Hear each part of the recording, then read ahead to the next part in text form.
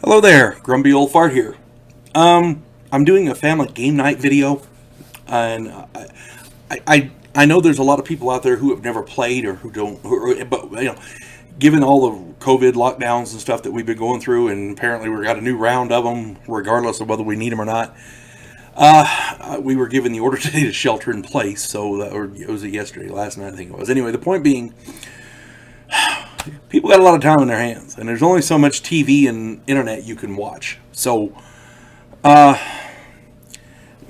role-playing games, tabletop role-playing games are great for a family because everybody can sit around and make a character and have some fun. And that's the whole point. Well, we have a lot of people who are playing now that have never done it before, and they're tasked with running a game and they have no idea what they're doing. So, I try to give some advice, and this particular video is called Monty Haul, Haul. And yes, that's misspelled for a reason. When you run a Dungeons and Dragons game, as the Dungeon Master, you set the rewards or the treasure or whatever it is. And you have to be careful doing that. You have to balance it out. You need to make sure that the reward matches the risk of whatever the scenario or an encounter was. If you kill an orc, he may have a few gold pieces on him at tops. Most orcs don't have magic items. Most orcs, because they're little minor peon bad guys. Now, a dragon, you slay a dragon, he's been collecting treasure for God knows how many centuries. He sleeps on a pile of gold.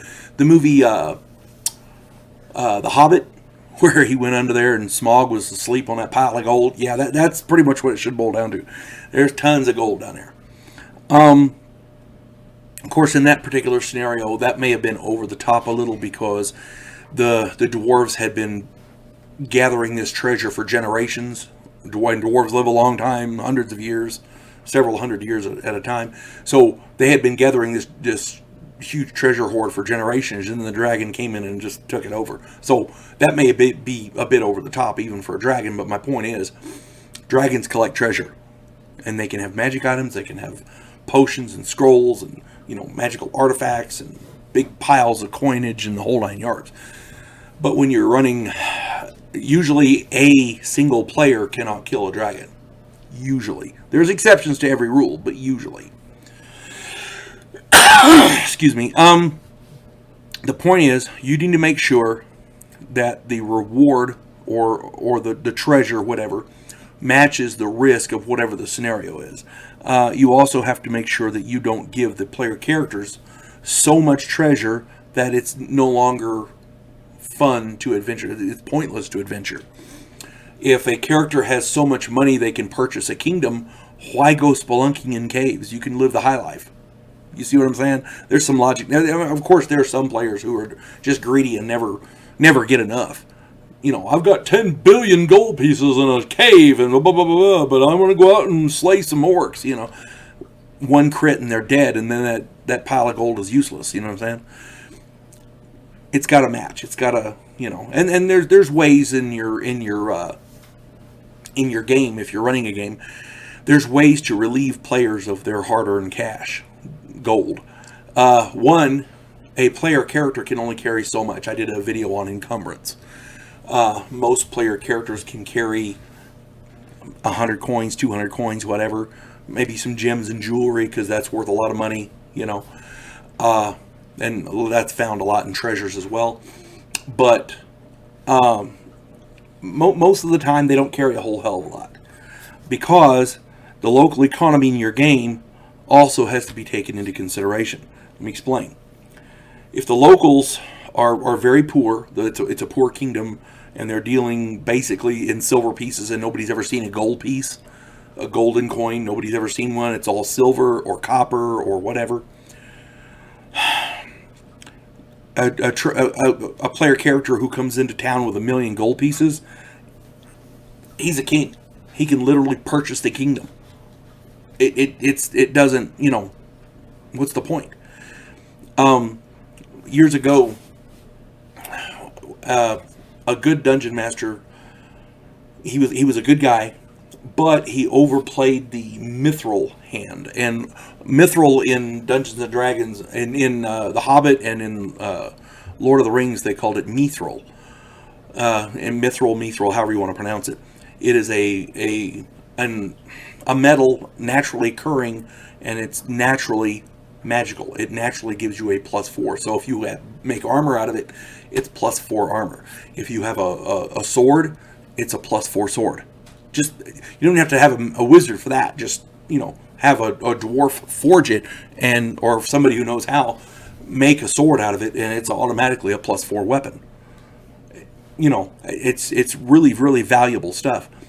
Well, this guy, this dungeon master, we had a group of about, I want to say we had 6 players, if I recall correctly. It's been years ago. And we found a vein of Mithril. And we mined it. We stopped adventuring and just mined the Mithril. We came out with a wagon load of Mithril each.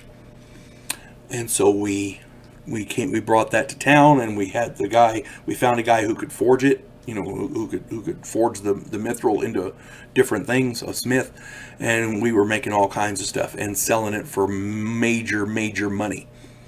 Problem was, it upset the local economy because everybody had a Mithril something.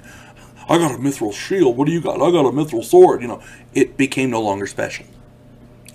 It's like having too many magic items in your game. Magic is supposed to be special. If everybody has +14 everything, what's the point? You see what I'm saying? Finding a magic item should be the culmination of a quest. We're looking for this magic sword. Well, there you go. You load up on all your normal stuff and go find the magic sword. And maybe there's some other stuff with it, and other players can benefit as well. But my point is, magic should be rare. If it's not rare, it's not special. You see? So, too much magic items also can upset the game balance. There's a lot of different ways you can upset it. And setting the treasure to match the risk is it's something to consider. It can be a dicey proposition. A dungeon master who puts the players up against a few orcs guarding a cave loaded with gold pieces, gems, jewelry, magic items, more stuff than they could possibly carry out. Game masters who do that have garnered a nickname over the years of Monty Hall, Haul, because everybody's got a haul. Such an overly generous treasure tends to end games, because when a player character has so much that they no longer need to adventure, what's the main point of adventuring is becoming rich and famous. Well, if you're rich, if you have that much money, you don't need to adventure anymore. And everybody's going to know your name because you're spending money left and right.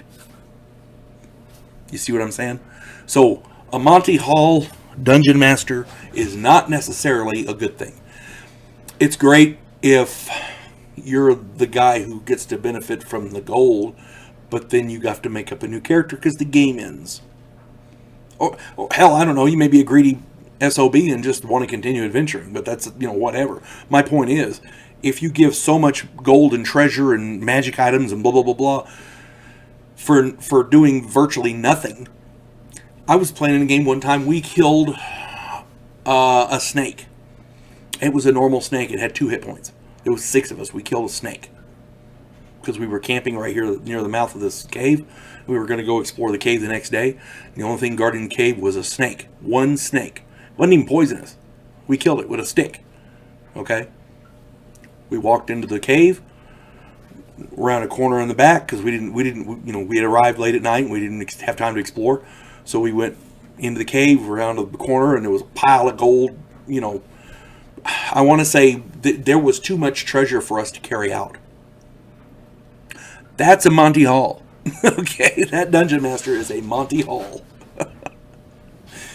Oh, we actually started calling that guy Monty for a while until he fixed the situation, And of course, if a character has too much money and they go back into town, there's always the pesky thieves guild that likes to pick his pocket every time he walks down the street. That's a good way to, to relieve players of money. So there's always ways. But being a Monty Hall is not generally a good thing, and just something to look out for when you're running games. Make the treasure match the risk. It can sometimes be tricky, but whatever you do, don't over. It's better to underestimate than overestimate. You folks have a good day, and I hope you have fun playing. God bless one and all.